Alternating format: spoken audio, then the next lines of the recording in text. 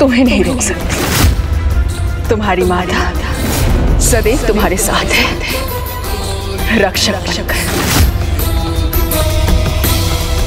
माँ मेरे साथ है तो फिर मुझे कौन रोक सकता है?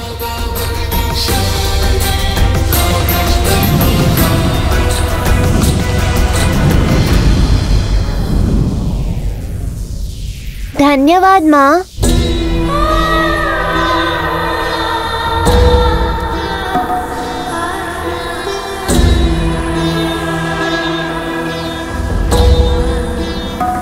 कल्याण भव पुत्र।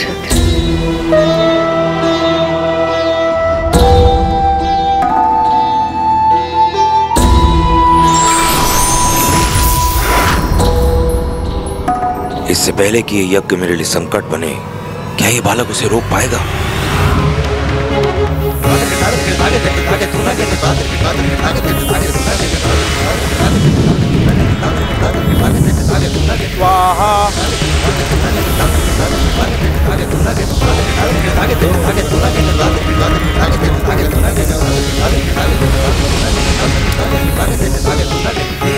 ये वहां क्यों रुक गया? क्योंकि वो यज्ञ स्थल मंत्रों की शक्ति से सुरक्षित है।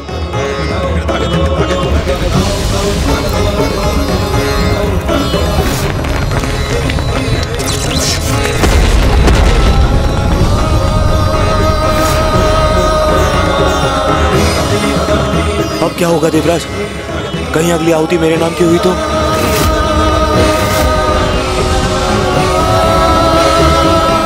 महाराज जन्मजय, अगली आहुति सर्पराज तक्षक के नाम की होगी।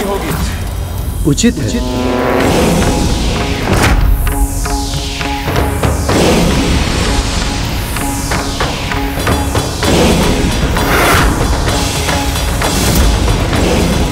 तक्षक स्वाहा। तक्षक स्वाहा।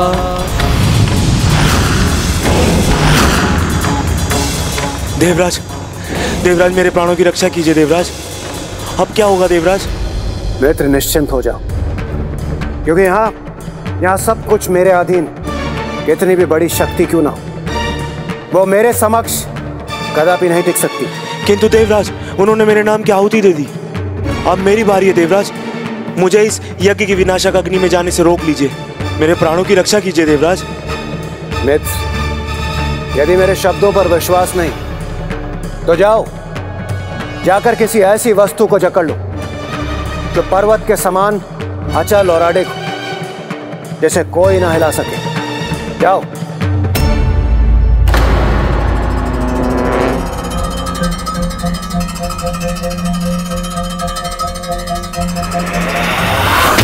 क्या हुआ मित्र, तुम मेरी ओर ऐसे क्यों देख रहे हो?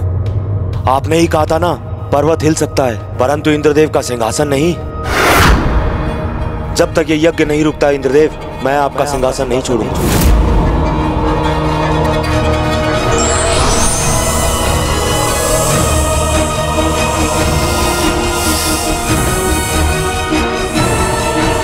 नहीं छोड़ूंगा, आपके सिंहासन को कदापि नहीं छोड़ूंगा जब तक ये यज्ञ नहीं रुकता है या समाप्त नहीं होता।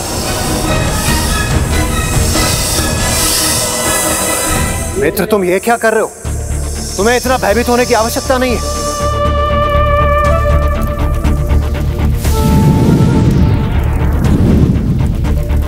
इस यज्ञ को अभी इसी क्षण रुकना चाहिए। मंत्र शक्ति के इस सुरक्षा घेरे को मैं कैसे पार करूं?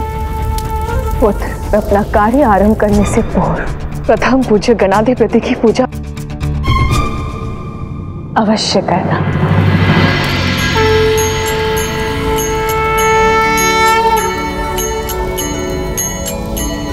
त्वमेव प्रत्यक्षं तत्त्वमसि, त्वमेव केवलं कर्तासि, त्वमेव केवलं भर्तासि, त्वमेव केवलं हर्तासि। कौन है ये दिव्य ब्राह्मण बालक? यहाँ आने के पीछे क्या आशय है इसका?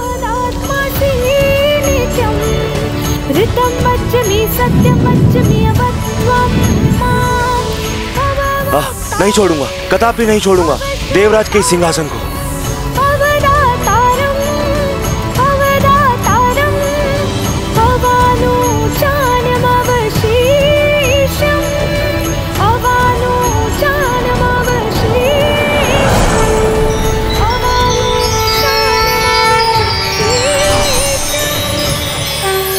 कल्याण हो पुत्र आस्ते, हो पुत्र आस्ते, हो पुत्र आस्ते।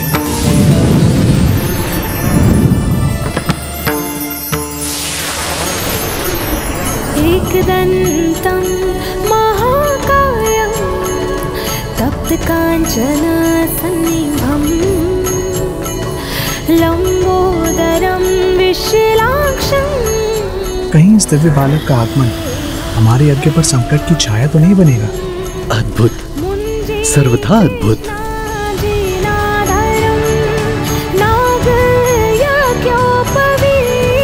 नहीं राजन, आप यज्ञ संपन्न होने से पहले अपने स्थान से नहीं उठ सकते।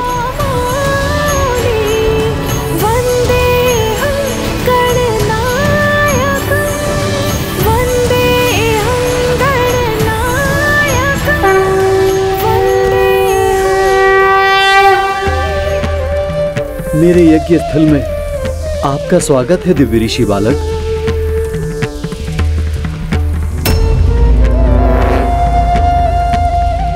कल्याण हो राजन।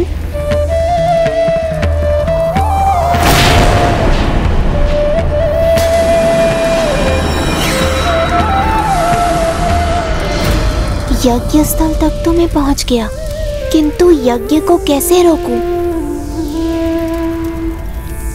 तुम्हें विश्वास रखना होगा अपने आप पर, अपनी तपोशक्ति पर, अपनी ज्ञान शक्ति पर। यहाँ तो मुझे अपनी ज्ञान शक्ति का प्रयोग करना होगा। हे राजन, दीक्षा के गंडा बंधन का संकल्प ले यज्ञ आसन पर बैठने वाले दीक्षित कहलाते हैं, और एक दीक्षित तब तक अपने आसन से नहीं उठता जब तक यज्ञ पूर्ण नहीं हो जाता। आप तो इस यज्ञ के दीक्षित हैं, आप कैसे अपने आसन से उठ गए? राजन, आपके जैसा दिव्य और ओजस्वी बालक के सामने मैं तो क्या, कोई भी आपके आगमन पर स्वागत के लिए उठ खड़ा होगा। मैं भी स्वयं को ना रोक सका। अतिथि रूप में ब्राह्मण देव के आने पर उनका स्वागत करना निश्चित ही सबसे अधिक महत्वपूर्ण है। अद्भुत राजन, आज आपने अतिथि देवो भव का ज्ञान समस्त जगत को दे दिया। आप राजकाज में निपुण ही नहीं, महाज्ञानी भी हैं। जब ऐसे ज्ञानी राजा समक्ष हो तो उनके ज्ञान के भंडार से कुछ ज्ञान लेने का अवसर नहीं चूकना चाहिए। यदि आप मुझे कुछ समय दें तो मैं आपसे कुछ प्रश्न पूछकर अपना ज्ञान बढ़ाना चाहूँगा। मेरा संदेह उचित ही था। इन ब्राह्मण बालक का यहाँ आना यज्ञ के लिए उचित नहीं।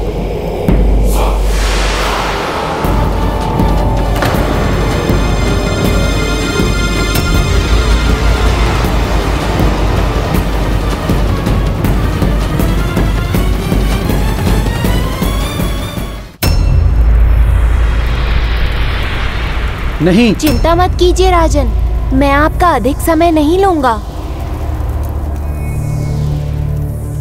उचित है, किंतु शीघ्रता कीजिए, मुझे यज्ञ संपन्न करना है। अच्छा, तो मुझे बताने की कृपा करें राजन, क्या व्यक्ति का अपना अनुष्ठान परिवार के अनुष्ठान से अधिक महत्वपूर्ण है?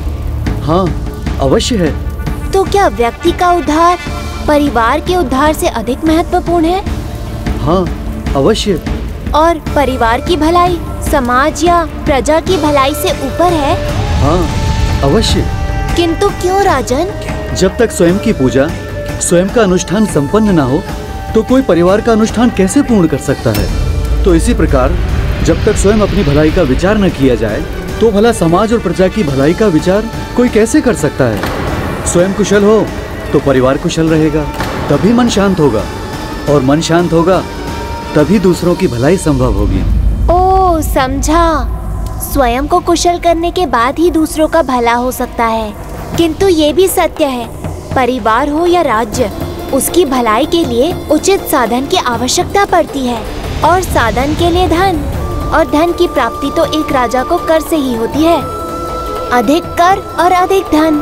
नहीं नहीं, मैं अधिकता में कुछ नहीं करता। मेरे राज्य में उतना ही कर लिया जाता है जो मेरे राज्य के विकास और सुरक्षा के लिए आवश्यक हो। फिर तो प्रजा की सुरक्षा के लिए आप आखेट भी करते होंगे।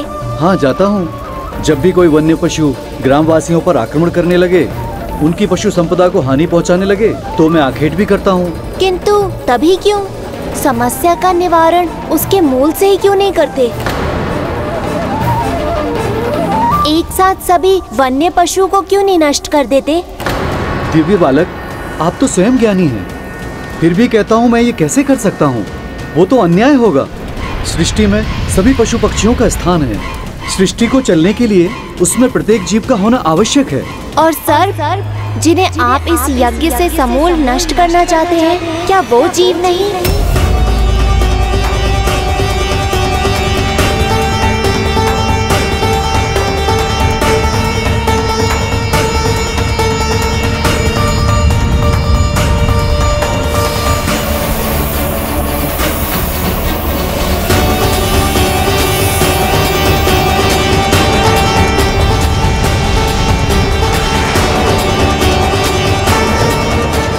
सर्पों के राजा तक्षक ने मेरे पिता का वध किया। वो तो निमित्त मात्र थे। आपके पिता की मृत्यु का कारण ऋषि श्रृंगी का श्राप था। मृत सर्प को उन पे उछालकर आपने तप पे बैठे ऋषि का नहीं, उनके तप का भी अपमान किया है। मैं आपको श्राप देता हूँ कि एक सर्प ही आपकी मृत्यु का कारण होगा। आपके पिता की भूल थी, उसमें भला सर्पराज तक्षक का क्या दोष था? प्रतिशोध की भावना स्वयं को ही दुर्बल बनाती है और व्यक्ति स्वयं ही अपने सत्कर्मों के फल को नष्ट कर देता है। क्या आप भी अपनी प्रतिशोध की भावना को ऐसा हिंसक रूप देकर भूल तो नहीं कर रहे? क्या आपको नहीं लगता ये यज्ञ अभी रुक जाना चाहिए? दंड के भागी है तक्षक और उनके सर्प। बहुत बड़ा अपराध किया है उन्होंने। गुरु दक्षिणा देने के पावन संकल्प को रोकने का, एक ब्राह्मण बालक से गुरु के लिए ले जाने वाले वस्तु को छल से छीनने का। मानता हूँ ये अपराध है, किंतु क्या ये ऐसा अपराध है जिसका दंड इतना भयंकर होना चाहिए? जबकि आपने वो वस्तु अपनी शक्ति के बल पर पुनः प्राप्त कर ली और अपने गुरु को गुरु दक्षिणा देने का वचन भी निभा दिया। दंड तो मिलना चाहिए, अवश्य मिलना चाहिए। इन सर्पों को जीवित रहने का कोई अधिकार नहीं। यदि ये जीवित रहेंगे तो फिर ऐसे ही अपराध करेंगे।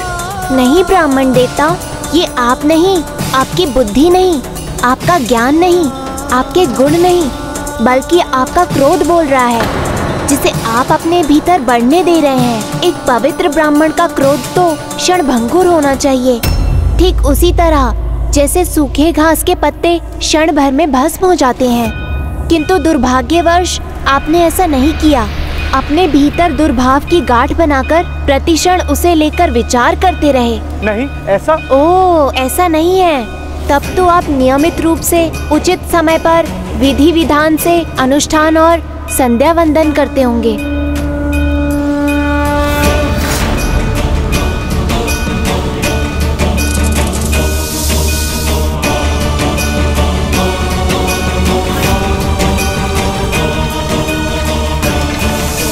जाओ सर, भाग, भाग, दूर जाओ सर। सत्य है, मेरे मन में तो बहुत समय से एक दुर्भावना ही पनप रही है। दुर्भाव का ऐसा प्रभाव कि सर्प को देखते ही आपका क्रोध भड़क जाता है, यहाँ तक कि आप अपना धर्म कर्म भी भूल जाते हैं।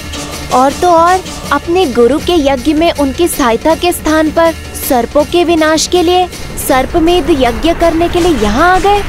क्या आपको ये शोभा देता है? क्या आपका धर्म इसकी अनुमति देता है? क्या आपके गुरु ये सब जानकर प्रसन्न होंगे? भूल हुई है, मुझसे बहुत बड़ी भूल हुई है।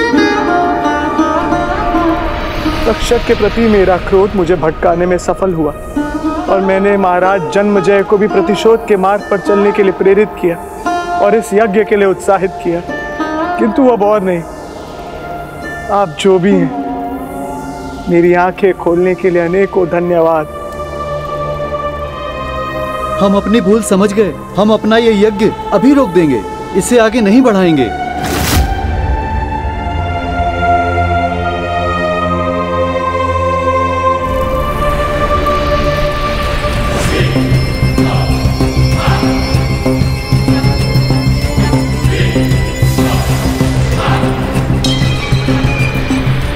आपसे मार्गदर्शन पाकर हमने यज्ञ तो रोक दिया, किंतु जो हो चुका है उसे कैसे सुधारें और जो हो रहा है उसे कैसे रोकें?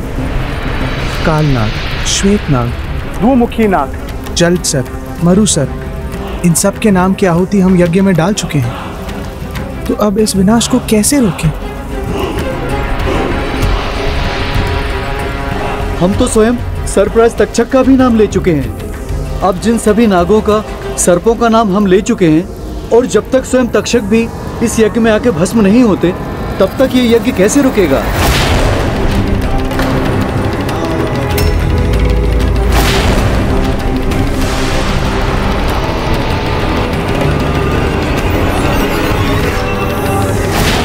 ये हो क्या रहा है? मेरा सिंहासन डिगने कैसे लगा? देवराज, ये क्या हो रहा है? आपने कहा था कि आपकी इच्छा के विरुद्ध यहाँ कुछ नहीं हिल सकता, तो आपका सिंहासन कैसे अस्थिर होने लगा? यह नहीं हो सकता।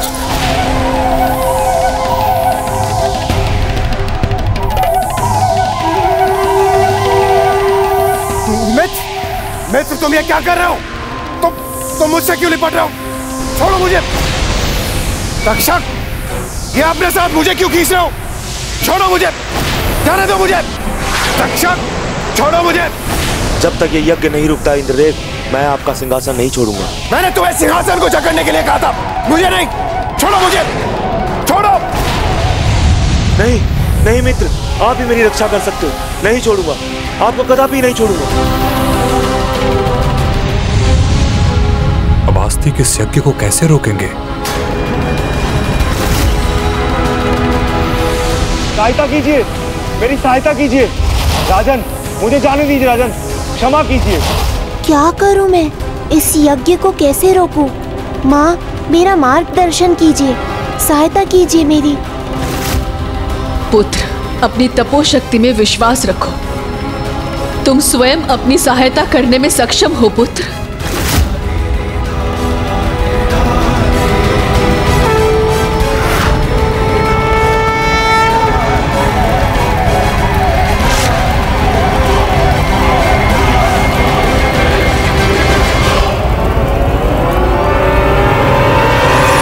हे प्रभु महागणाधिपति जी, आपका नाम उच्चारण कर मैंने जो कार्य आरंभ किया उसके विघ्न दूर करने की कृपा कीजिए, जिससे मैं इस कार्य को समाप्त कर सकूं।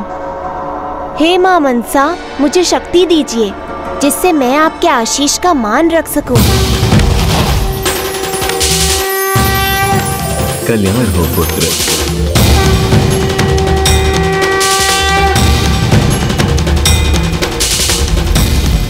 हे यज्ञ पुरुष, इस यज्ञ को और विनाश करने से रोकने में मेरी सहायता कीजिए। सहायता कीजिए, सहायता कीजिए।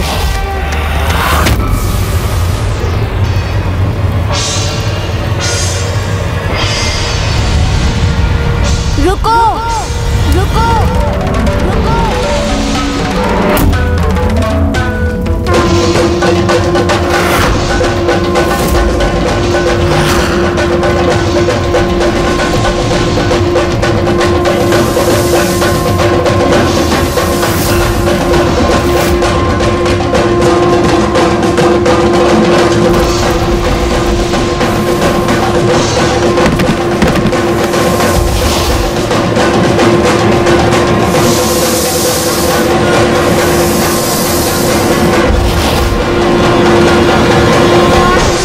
रक्षा करने के लिए आपको अनेकों धन्यवाद। यह तक्षक तो अपने साथ मुझे भी भस्म करवा देता। अब सुरक्षित हूं तो यहां से निकल जाने में ही भलाई है। धन्यवाद करने के लिए आपको मुझे वचन देने होंगे और अपने जीवन में उनका पालन करना होगा। हे दिव्य बालक, आप जो कहेंगे मैं अवश्य करूंगा। तो वचन दीजिए, आज के बाद आप किसी से ना कुछ छीनेंगे ना ही चुराएंगे। मैं वचन देता हूँ। वचन दीजिए, आज के बाद आप और आपके सर्प किसी भी निर्दोष को हानि नहीं पहुंचाएंगे जब तक उनके प्राणों पर ही संकट ना छा जाए अथवा कोई उन्हें हानि पहुंचाने के लिए ना आए। वो किसी पे वार नहीं करेंगे। मैं वचन देता हूँ। तब आप और आपके सर्प और नाग सब सुरक्षित हैं। बालक ऋषि आस्तिक की जय! बालक ऋषि आस्तिक की जय! बालक ऋषि आस्तिक की जय! मैंने नहीं, मेरी माँ के आशीर्वाद ने ही सभी बाधाओं को हटाकर आपकी रक्षा की। प्रथम पूज्य प्रभु महागणाधिपति जी की पूजा कर उन्होंने ही मुझे मंत्र शक्ति से उत्पन्न सुरक्षा घेरे को भेदने का उपाय सुझाया। माँ ने ही मुझे प्रभु गणेश जी की स्तुति का ज्ञान कराया। उन्होंने ही मुझे सबल सशक्त रहने का साहस दिया और कब ज्ञान शक्ति का प्रयोग करना है और कब तपोशक्ति का, इनका मार्गदर्शन भी उन्होंने ही किया। ए बालक ऋषि, आपकी महान माता कौन है? माता मनसा है मेरी माता मनसा है मेरी माता मनसा है मेरी माता।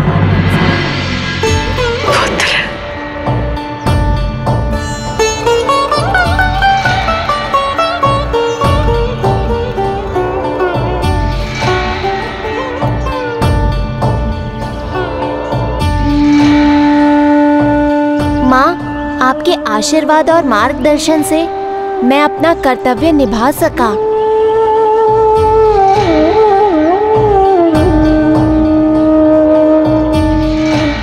माता मनसा की, माता मनसा की, माता मनसा की। बहन मनसा, अपने पुत्र को इतने भयंकर कार्य के लिए भेजकर इस यज्ञ को रोकने के लिए, नागवंश की रक्षा सुनिश्चित करने के लिए आपका अनेकों अनेक धन्यवाद। पुत्री, नागों की रक्षा कर तुमने नागमाता होने का कर्तव्य निभाया है। आज से तुम्हें नागमाता कहा जाएगा। नागमाता कहा जाएगा। नागमाता कहा जाएगा। नागमाता कहा जाएगा। नागमाता मनसा की, नागमाता मनसा की।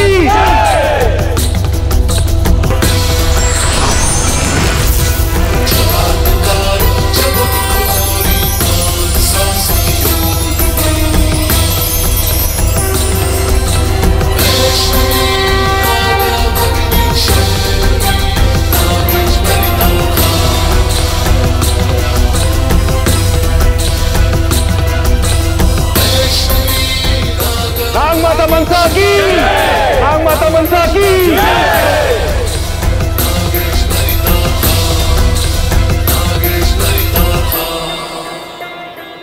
इस प्रकार तुम्हारी बहन मनसा नागमाता तो बन गई, किंतु अभी भी उसे देवी की उपाधि प्राप्त नहीं हुई है। माता, दीदी ने इतने त्याग किए, हलाहल विष का पान किया, कैलाश का त्याग किया, नागों की रक्षा के लिए अपने पुत्र को भी भेज दिया, फिर भी देवी की उपाधि नहीं मिली उन्हें। क्यों माता? आज कैलाश में क्या हुआ पुत्री? कैलाश ने आपको आमंत्रित क्यों नहीं किया? सब कुशल तो है, तुम निराश क्यों हो? वहाँ कुछ अनुचित तो नहीं हुआ? उचित अनुचित का ज्ञान नहीं है मुझे माता का ध्रुव, किंतु कैलाश जाकर मुझे ये अवश्य ज्ञात हो गया। मुझे इसीलिए आमंत्रित नहीं किया गया क्योंकि मुझे अभी तक देवी की उपाधि नहीं मिली है। पिताश्री महादेव ने मुझे स्वयं कहा, किसी का जन्म उसका देवी देवता बनना निर्धारित नहीं करता मनसा। भक्तों का अटूट विश्वास, उनका समर्पण, उनकी श्रद्धा, उनकी निष्ठा, उनकी सच्ची भक्ति ही हमें देवी देवता के पद पर आसीन करती है। भक्त ही हमें भगवान बनाते हैं। उनकी इस पुत्री को देवी बनने के लिए एक समर्पित भक्त की आवश्यकता है। यदि मैं उनकी परम भक्त चंद्रधर को अपना भक्त बना सकी, तभी मैं देवी कहलाऊंगी। उन्होंने कभी किसी भी कठिनाई को अस्वीकार नहीं किया। ऋषि जरत्कारु की सभी शर्तों को सहज स्वीकार कर एक और बहुत बड़ा त्याग किया। माता पिता के प्रेम खोकर भी पति के प्रेम से वंचित होना भी स्वीकार किया मैंने। और फिर जब उन्हें संतान की प्राप्ति हुई तो उन्होंने उसे भी नागों की रक्षा का कर्तव्य निभाने भेज दिया। मेरे पुत्र को कैसी कठिनाइयों का, किस संकट का सामना करना होगा, ये ना जानते हुए भी मैंने उसे भेजने का त्याग किया। निरंतर इतने त्याग किए दीदी ने, फिर तो उन्हें देवी का स्थान और प्रतिष्ठा प्राप्त होने ही चाहिए। इतने त्याग करने पर भी मुझे देवी बनने के लिए पिताश्री के भक्त को अपना भक्त बनाना होगा। मैं बनूंगा उनका सहायक। चंद्रधर को उनका भक्त बनाने में स्वयं मैं उनका साथ दूंगा। यदि इतने त्याग के पश्चात भी मुझे देवी पद नहीं मिला तो मुझे भी किसी को अपना भक्त नहीं बनाना। अब इस प्रयोजन को सिद्ध करने में दीदी अकेली नहीं रहेंगी माता। और ना ही बनना है मुझे देवी।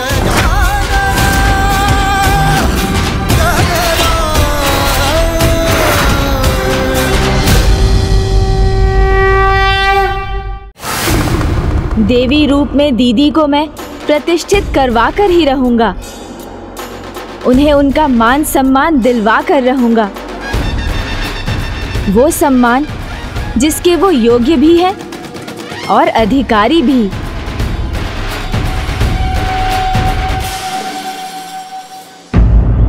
नहीं पाना मुझे कोई देवी पद, नहीं बनना मुझे देवी।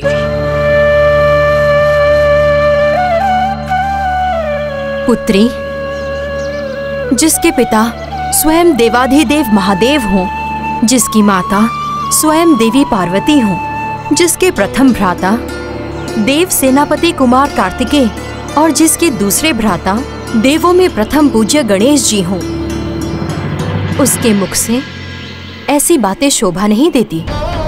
तुम्हारे भीतर वो सभी गुण हैं जो तुम्हें देवी योग्य बनाते हैं। फिर तुम इस बात को कैसे अस्वीकार कर सकती हो? तुम भी उनके समान सम्मान की अधिकारी हो। क्या तुम ये नहीं चाहती? किसी के चाहने से क्या होता है माता कद्रू? ना वो मुझे अपने समान समझते हैं, ना ही मुझे सम्मान के अधिकारी समझते हैं। अन्यथा वो मुझे सत्यनारायण पूजा में अवश्य बुलाते। अति उत्साह में आकर लिया गया निर्णय सदैव उस मेघ के भांति होता है जो गरजता तो है किंतु बरसता नहीं। इसलिए पिताश्री के परम भक्त चंद्रधर को अपना भक्त बनाने की चुनौती को मैं वापस लेती हूँ। मैं वापस लेती हूँ।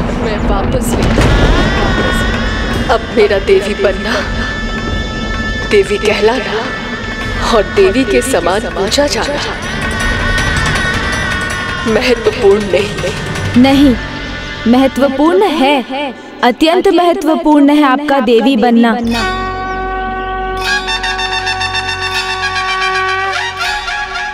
हाँ दीदी, आपका देवी बनना ही नहीं, देवी रूप में आपकी पूजा होना भी महत्वपूर्ण है। विश्वास कीजिए।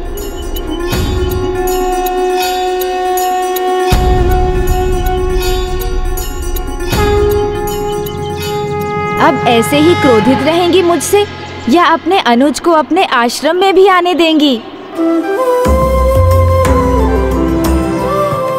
एक बहन अपने भ्राता पर कभी क्रोधित हो सकती है, और वो भी आप जैसे भ्राता पर।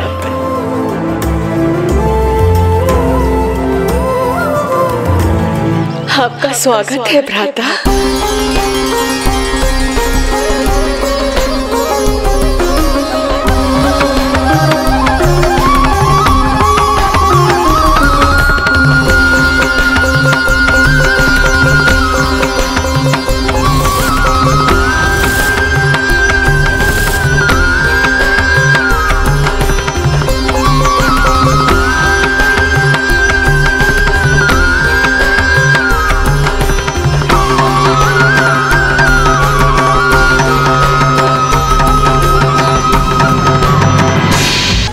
हलाहल का विष सोखकर विषहरी बनी, तो भक्तों को सर्पदंश और अन्य विष के प्रभाव से मुक्त करने वाले अपने आशीर्वाद से आप कैसे वंचित कर सकती हैं?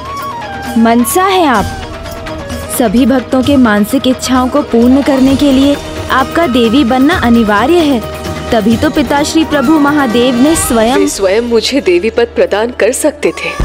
आशीष देने के स्थान पर उन्होंने मुझे ऐसे चुनौती का सामना करने के लिए कह दिया जिसमें मुझे उनकी परम भक्त को भक्त बनाना होगा। मैं समझता हूँ चुनौती कठिन है। नियति ने पहले ही आपकी अनेकों परीक्षाएं ली हैं और आपने अपने त्याग से उनमें सफलता भी प्राप्त की है। तो अब क्यों पीछे हट रही हैं दीदी? छल से, बल से विरासत में पाया गया पद आज है तो कल नहीं रहता।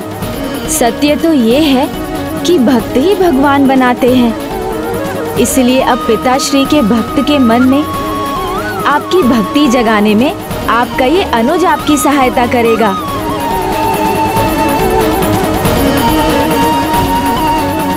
भक्तों का अटूट विश्वास, उनका समर्पण, उनकी निष्ठा, उनकी सच्ची भक्ति ही हमें देवी देवता के पद पर आसीन करती है।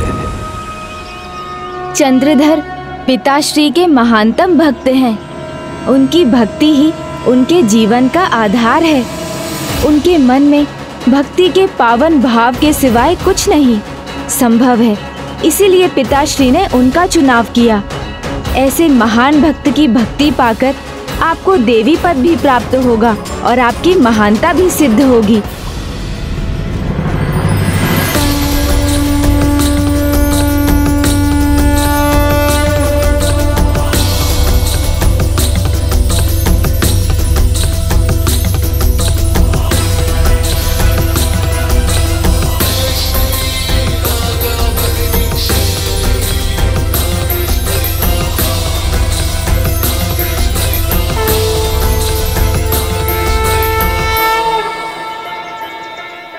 तभी तो संपूर्ण संसार मेरी बहन देवी मनसा की कृपा का पात्र बनेगा। इसलिए आप मना मत कीजिए दीदी, क्योंकि अब तो मैं भी हूँ आपके साथ। कह दीजिए ना, आप देवी पद पाने के लिए तैयार हैं।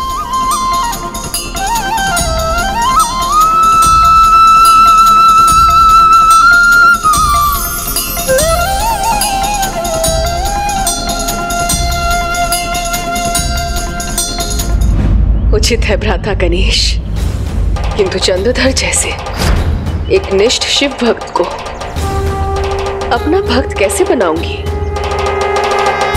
एक प्रयास मैंने भी किया था, किंतु उसे भगवान शिव के सिवाय और कुछ दिखता ही नहीं।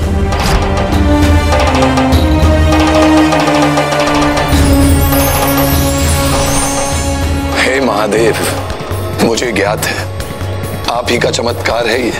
इसके लिए आपको कोटि कोटि प्रणाम प्रभु। पिताश्री प्रभु महादेव की भक्ति में वो कुछ भी कर सकता है। स्वामी, ये लीजिए आपका कलश। स्वामी, आज तो रुक जाते। इतनी ठंड में मंदिर जाना आवश्यक है क्या? देवी, जीवन के लिए जितना श्वास लेना आवश्यक है उतना ही मेरा मंदिर जाना आवश्यक है। मेरे प्रभु की पूजा करना आवश्यक है।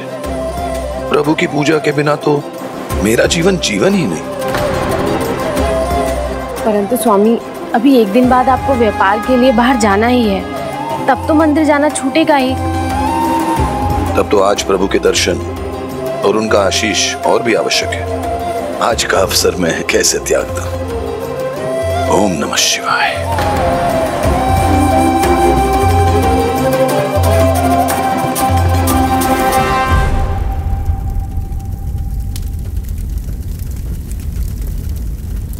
पिताजी,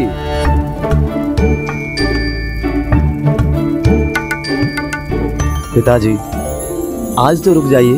आज ठंड बहुत है। और मंदिर ऊपर पहाड़ी पर है, वहाँ और भी ठंड रहेगी। आज आप घर पर ही पूजा कर लीजिए। पुत्र, जब भक्त की भक्ति में सच्चाई है तो किस बात का भय? मैं अपनी पूजा अर्चना का नियम कदापि भंग नहीं करूंगा। नियम तो पूजा का ही है ना पिताजी। और आज भयंकर शीत है, आपका स्वास्थ्य कहीं प्रभावित न हो जाए। नहीं, असंभव है, मैं ऐसा नहीं कर सकता।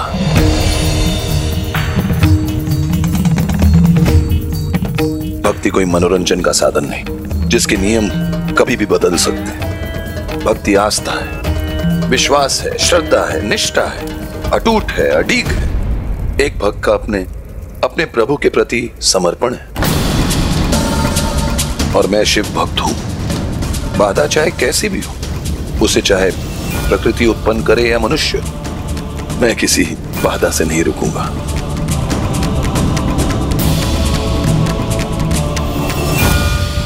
पिताजी, आपने जाने का निश्चय तो कर ही लिया है, तो आप जाइए। किंतु ये दुशाला ओढ़ लीजिए, ये ठंड से आपको सुरक्षित रखेगा। पुत्र, तुम अब तक भक्ति का सार नहीं समझ पाए। एक भक्त की रक्षा तो स्वयं उसके प्रभु करते हैं। इस दुशाल की आवश्यकता आपको है। मुझे तो मेरी भक्ति की शक्ति से ही ताप मिलता है। उसे क्या भय संकट और काल का, जो भक्त हो स्वयं महाकाल का। ओम नमः शिवाय।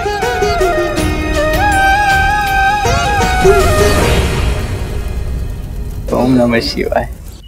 देखा अनुज, जो मन, कर्म और वचन से शिवमय हो, जिसके प्रत्येक श्वास में उसके आराध्य बसते हो, उसे अपना भक्त कैसे बनाऊं?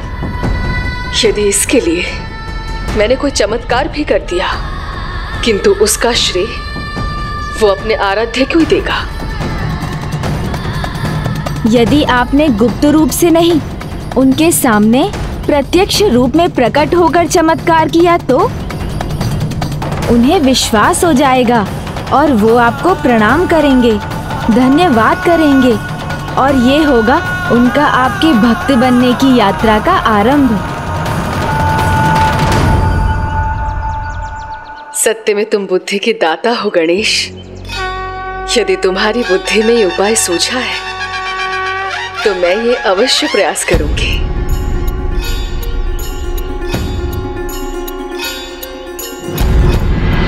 ओम नमः शिवाय।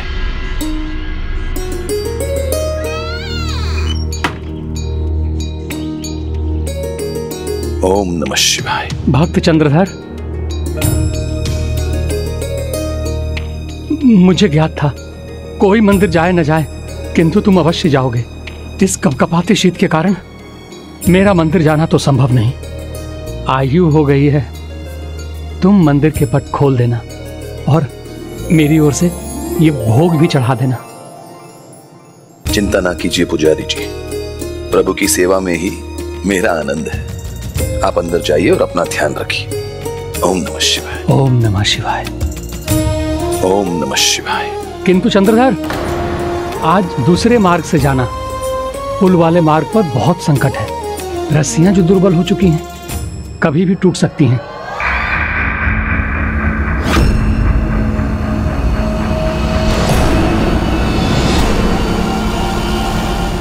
पुजारी जी, उसे क्या भय संकट और काल का, जो भक्त है स्वयं महाकाल का।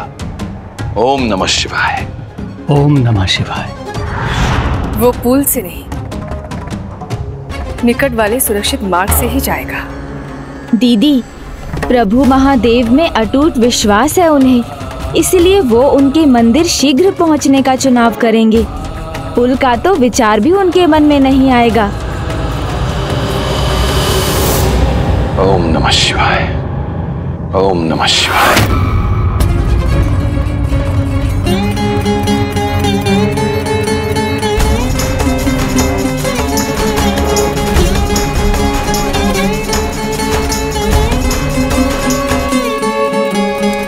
इस लंबे मार्ग से गया तो प्रभु पूजा में विलंब होगा, और आज तो पुजारी जी भी प्रभु की सेवा के लिए नहीं गए।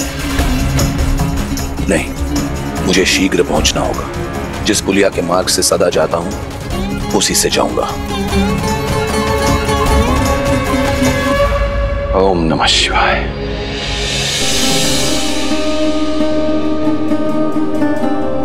मैंने कहा था ना दीदी, वो संकट देखकर पीछे नहीं हटेंगे और वो पुल उनका भार नहीं संभाल सकेगा।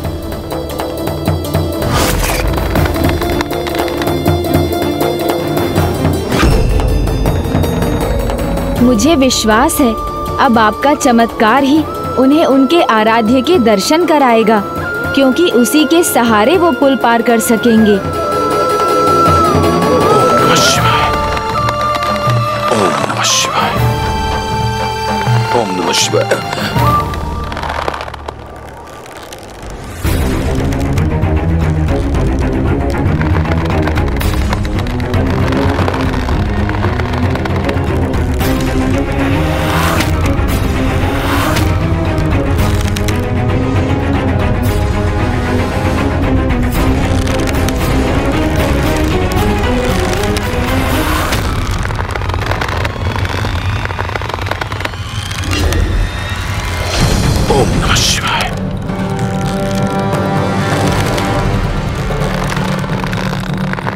ओम नमः शिवाय। ओम नमः शिवाय।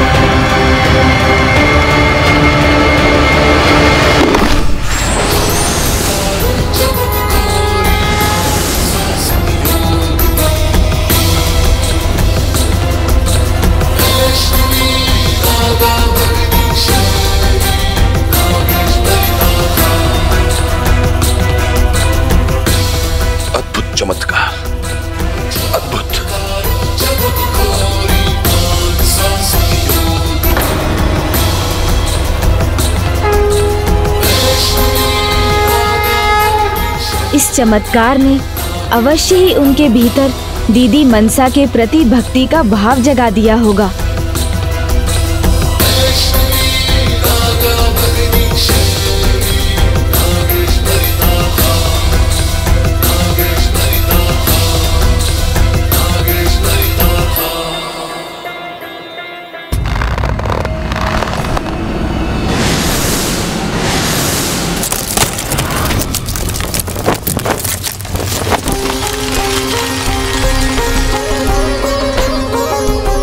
अब चंद्रधर अवश्य बहन मनसा को प्रणाम करेंगे। अद्भुत, सर्वथा अद्भुत था ये चमत्कार।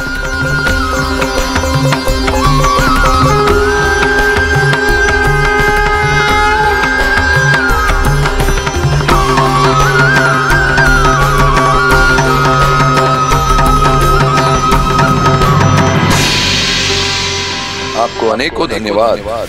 हे महादेव, हे शंकर शिव शंभु।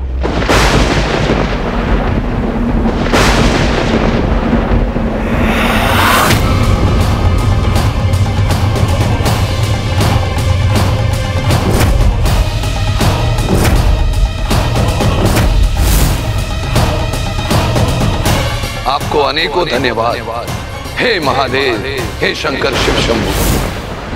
बस अपने इस भक्त पर ऐसी ही कृपा बनाए रखिएगा।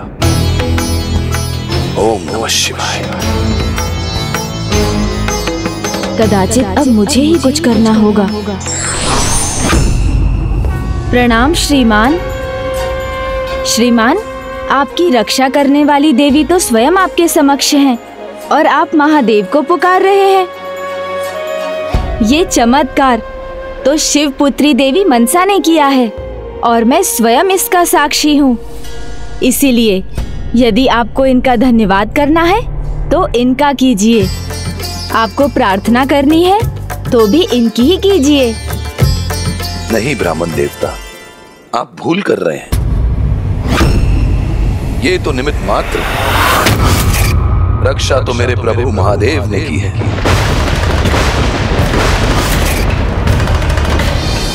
ये सृष्टि तो उन्हीं के नाम से चलती है। यहाँ का कण कण उनके अधीन है। जो होता है महादेव की इच्छा से ही होता है।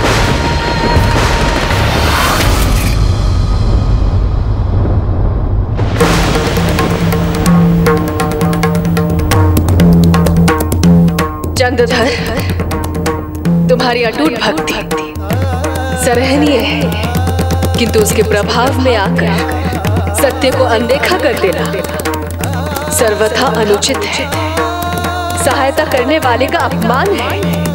अपने आराध्य का सम्मान करना, उनकी पुत्री का अपमान करना कैसे हो सकता है? महादेव हैं, तभी तो आपको उनकी सुपुत्री होने का सौभाग्य मिला।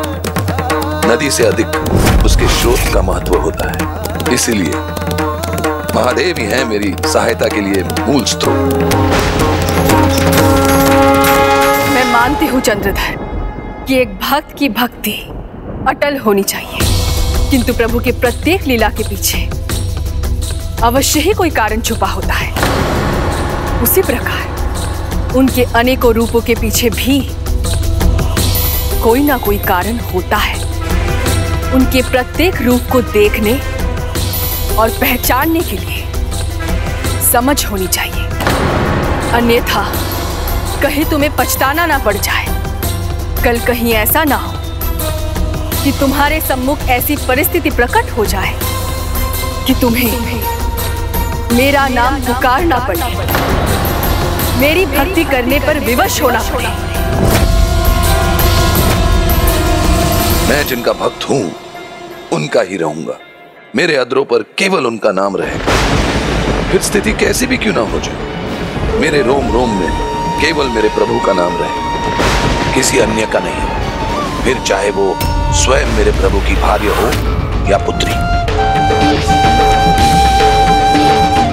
पुत्र, जाओ अपना कर्तव्य निभाओ, किंतु स्मरण रहे मनसा का त्याग उसके कोमल हृदय का परिचायक है, उसके ठीक विपरीत उसका क्रोध उग्रता का चरम है। मुझे इस बात का भी ज्ञात है देवी कि जिस प्रकार इस भक्त का मन अपने प्रभु की भक्ति में रमा है, उसी प्रकार मेरे प्रभु का हृदय सदा अपने भक्तों से जुड़ा है। जैसे उन्होंने अभी मेरी रक्षा की, वो हर बार मेरी रक्षा करेंगे। तो मुझे आपसे कुछ मांगने की आवश्यकता ही नहीं।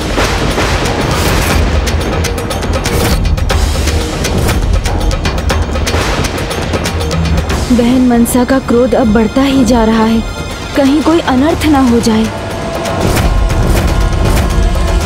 श्रेष्ठ है, उत्तम है, प्रशंसा के योग्य है चंद्रधर जी आपके प्रभु महादेव के प्रति आपकी भक्ति। अब आपको उनकी पूजा में विलंब हो रहा है। हाँ, विलंब तो हो रहा है। अब मुझे जाना चाहिए, आज्ञा दीजिए। प्रणाम। ओम नमः शिवाय।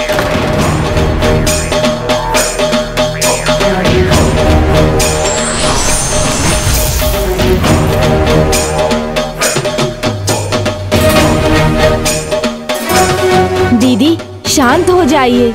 नहीं भ्राता गणेश, अब मुझे कुछ नहीं सुनना।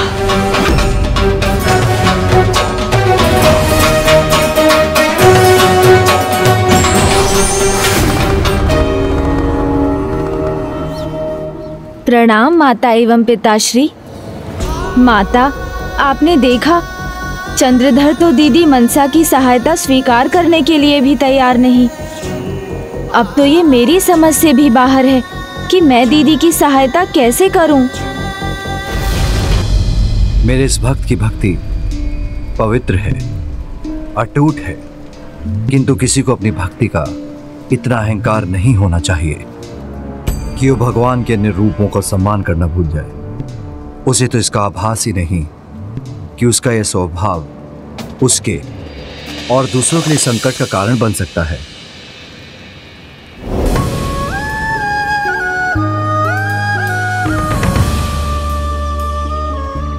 तुमने उसके समक्ष उसकी सहायता की और उसने तुम्हें धन्यवाद भी नहीं दिया। जब उसके पास धन्यवाद के लिए शब्द नहीं है तो वो क्या भक्ति करेगा? बहुत बड़ी भूल हुई है उससे। हाँ, भूल तो हुई है। नहीं, उसकी कोई भूल नहीं है। जो घटित हो रहा है उसका मूल कैलाश है।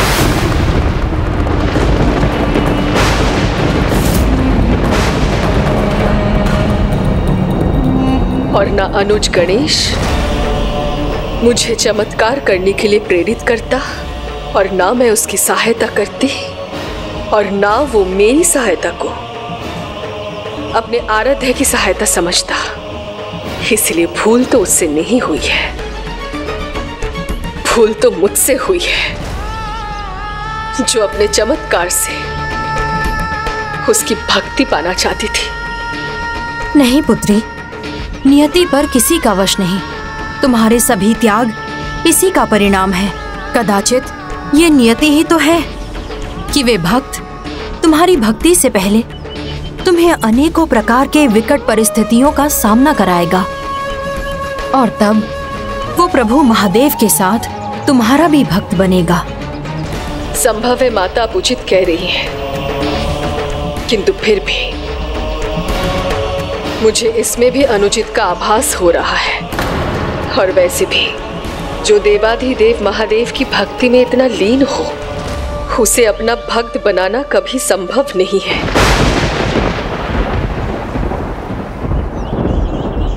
तो पुत्री, क्या करोगी तुम? क्या इच्छा है तुम्हारी? कहीं तुम हार मानकर निराश तो नहीं हो जाओगी? यदि त्याग ही नागमाता मनसा की नियति है तो कर दो एक और त्याग। मत बनाओ उसे अपना भक्त, वंचित कर दो संसार को अपनी कृपा से। तो आप ही बताइए माता कद्रू, मैं करूं तो करूं क्या? और मैं कर भी क्या सकती हूं? चंद्रधर पिताश्री के भक्ति में इतना खोया हुआ है कि उसका ध्यान आकृष्ट करना मेरे लिए असंभव प्रतीत हो रहा है। जो खोया हुआ है उसे भी कुछ खोने का आभास कराओ पुत्री। उसने तुम्हारे परिवार नाग परिवार का जो अपमान किया है उसका परिणाम उसके परिवार को भुगतने दो, तब आंखें खुलेंगी उसकी। कदाचित अब तुम्हारे पास यही उपाय है। मैं जिनका भक्त हूँ उनका ही रहूंगा। मेरे अधरों पर केवल उनका नाम रहेगा। जो होता है महादेव की इच्छा से ही होता है। हम सब युवा है, फिर भी इस ठंड में बाहर निकलने का साहस नहीं कर पा रहे। और पिताजी इस आयु में भी मंदिर जाकर लौट भी आए।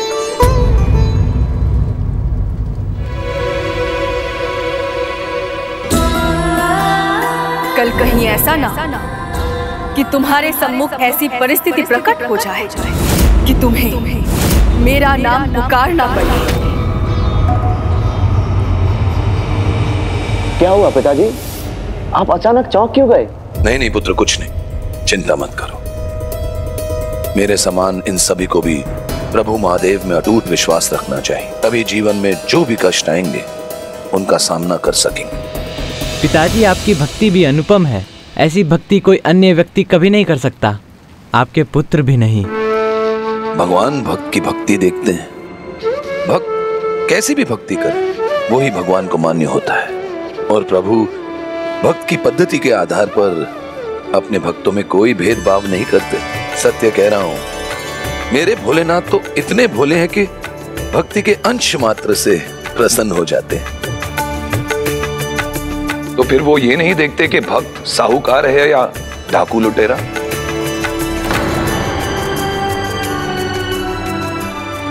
क्या हुआ बच्चों, क्या हुआ, चकित क्यों हो गए? अरे ये बिल्कुल सत्य है, सत्य। मेरे भगवान शिव ने एक डाकू की भक्ति देकर उससे प्रसन्न हो गए थे और उसे भी दर्शन दिए थे। और उस भक्त को तो ये भी ज्ञात नहीं था कि उसने प्रभु की ऐसी क्या भक्ति कर दी। मैं भोजन लगाती हूँ। रुकिए देवी, मेरे शब्द सुनकर बच्चों के मन में बहुत ही जिज्ञासा उत्पन्न हुई है। पूरी कथा सुना दूं ताकि इनकी जिज्ञासा मिट जाए, फिर भोजन करेंगे। आइए। एक समय था जहां एक खूंखार लुटेरा था। वो अपने मार्ग में आने वाले लोगों को लूट कर अपनी गृहस्थी चला चाहता था।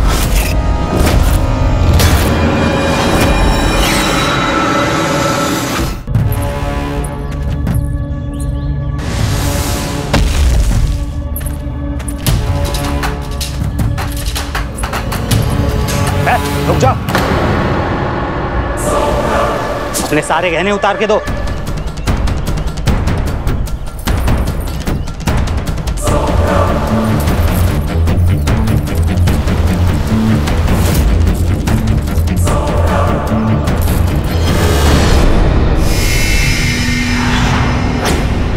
सदा के समान उस दिन भी वो लुटेरा एक वृक्ष पर चढ़कर आने जाने वाले लोगों की प्रतीक्षा करने लगा। किंतु उस दिन वहां कोई भी यात्री नहीं आया और उस डाकू का धैर्य चुकने लगा। तो उससे स्थिर नहीं बैठा जा रहा था और उसके हिलने के कारण उस डाली से वृक्ष के पत्ते झड़कर नीचे गिरने लगे। भोर से दोपहर हो गई तो फिर उसे प्यास लगी। जल तो अपने साथ लेकर ही चलता था, किंतु उस दिन उसका जल बिखर गया और जहां वो पत्ते गिरे थे वहां जल भी गिरा।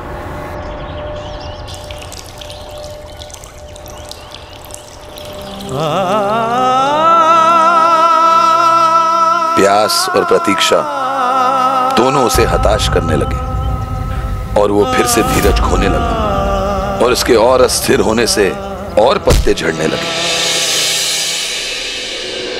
रात्रि में भी वो इसी प्रकार वृक्ष पर बैठा इसी ताक में रहा कि भूले भटके कोई तो आएगा ही। वो धीरज खोकर अस्थिर होने लगता। वृक्ष के और पत्ते झड़ते गए।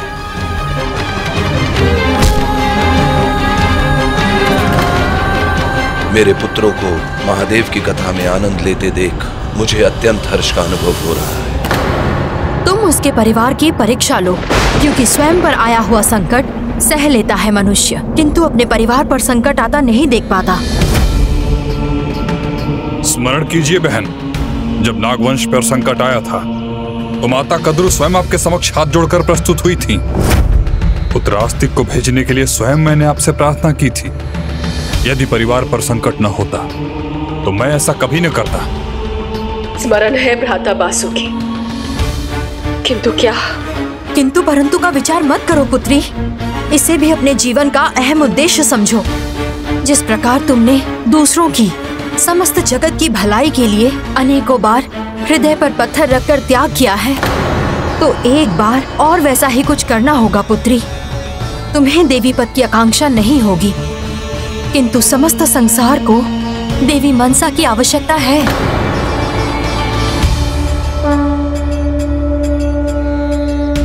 हाँ बहन, अब यही एक उपाय है। हाँ, तुम्हें यह करना ही होगा। क्या?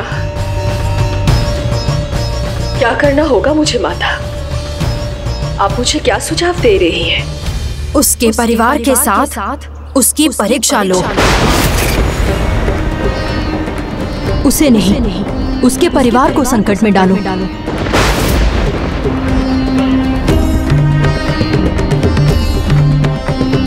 ये कैसा सुझाव दे रही हैं माता कद्रू? यदि दीदी ने ऐसा किया तो उसका परिणाम चंद्रधर और उनके परिवार के लिए विनाशकारी सिद्ध होगा।